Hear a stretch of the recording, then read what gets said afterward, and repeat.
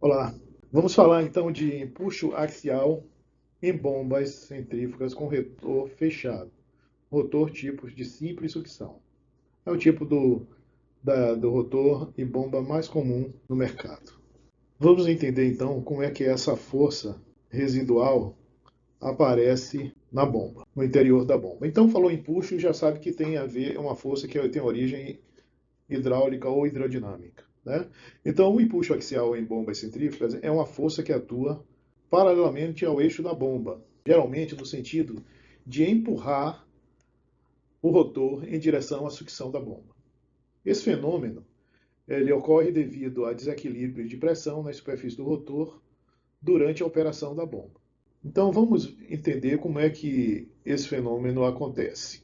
Bem, aqui eu tenho uma bomba, então, em operação, o líquido entrando aqui no olho do rotor e saindo pelo bocal de descarga e o ambiente onde se encontra o rotor totalmente imerso no líquido.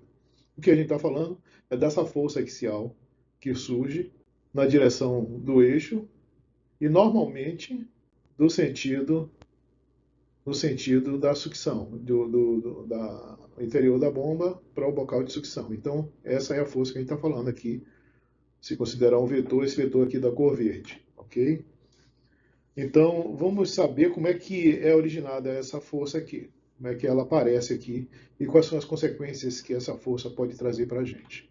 Então, quando nós temos com a bomba numa forma dinâmica, nós estamos com o rotor submetido a pressões diferentes na sua superfície externa, ok?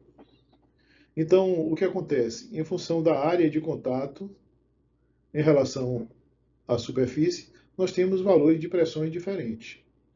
Então, aqui é fácil observar, por exemplo, aqui na face traseira, a área que o líquido está em contato, tem uma área desse disco, e tem na face frontal do rotor uma área desse disco aqui. E tem uma área desse círculo que corresponde ao bocal de sucção da bomba, ok? Então aqui a gente, como a bomba está operando, aqui eu tenho na carcaça a pressão de descarga e aqui no olho do rotor eu tenho pressão de sucção. E tudo isso atuando em áreas de valores diferentes. Então, logicamente, como está se tratando do produto da pressão pela área, eu vou ter forças diferentes atuando na face frontal do rotor e na face traseira do rotor.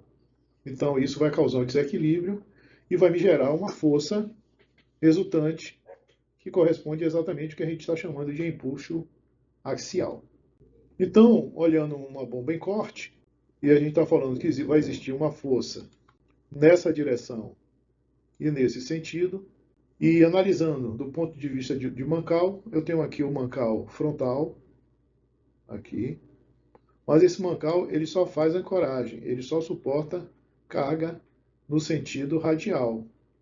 Ele não tem função de suportar carga axial.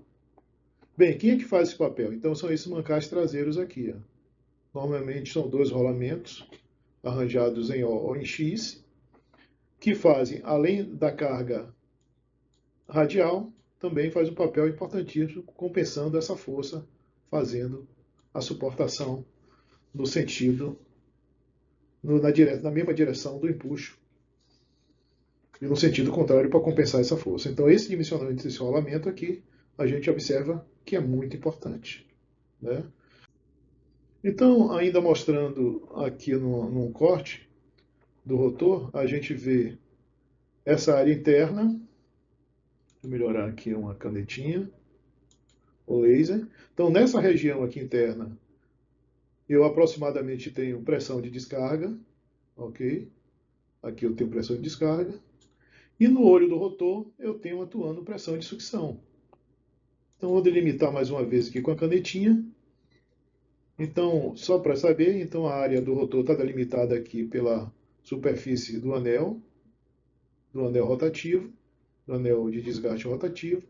E aqui eu tenho, então, a pressão atuando em áreas diferentes.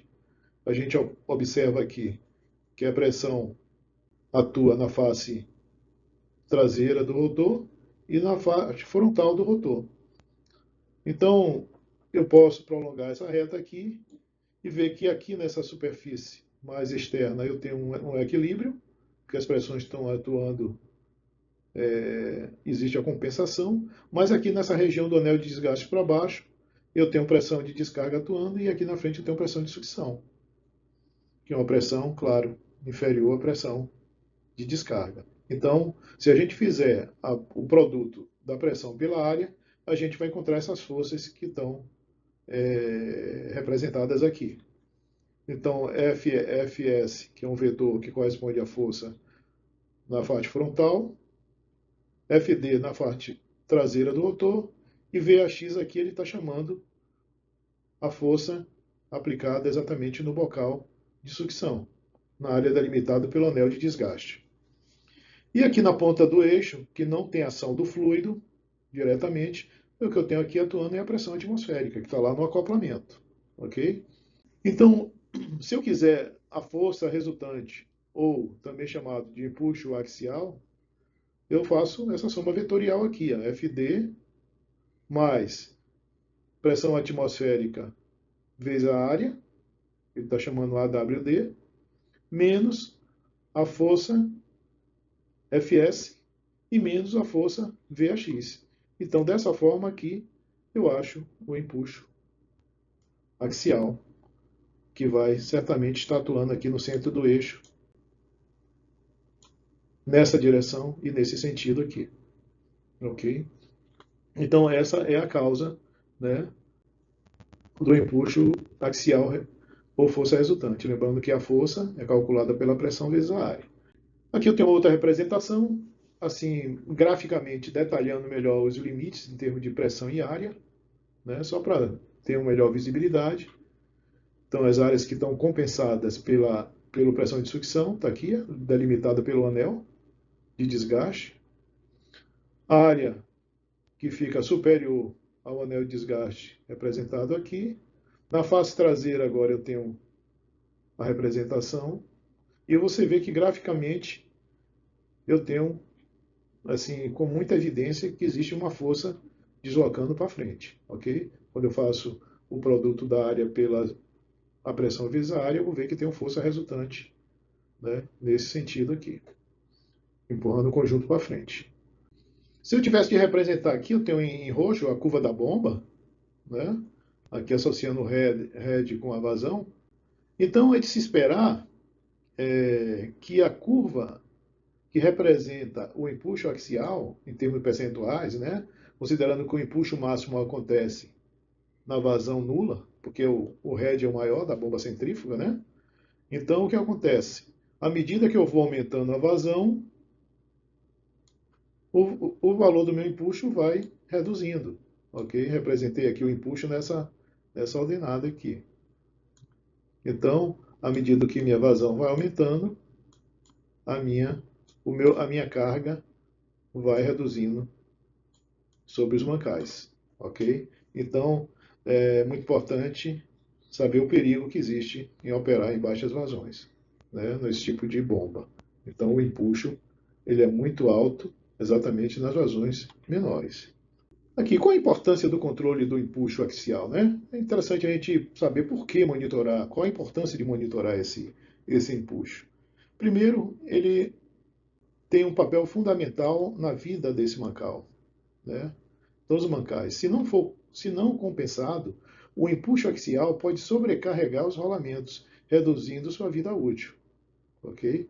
Então é importante monitorar e acompanhar exatamente a condição de operação da bomba e ver como é que está o desempenho dos mancais. Né? Então, bombas mais robustas, que requer mais energia, o dimensionamento do mancal é algo crítico e muito importante. A questão do desalinhamento do rotor pode causar vibrações e danos aos seres mecânicos. Então, uma bomba desalinhada ou desbalanceada associada com esse fenômeno do desequilíbrio do empuxo axial, com certeza aumenta a vibração também, porque eu estou causando mais desequilíbrio ao conjunto rotativo. Ok? E a eficiência da bomba, claro. Se eu estou trabalhando com força axial desbalanceada, eu aumento as perdas energéticas. Né? Se eu estou trabalhando com a bomba com muito baixa vazão, eu estou com força axial elevada. Isso significa uma carga dinâmica, uma hidráulica desbalanceada com perdas maiores. Ok, obrigado então pela atenção. Era essa mensagem que a gente queria trazer.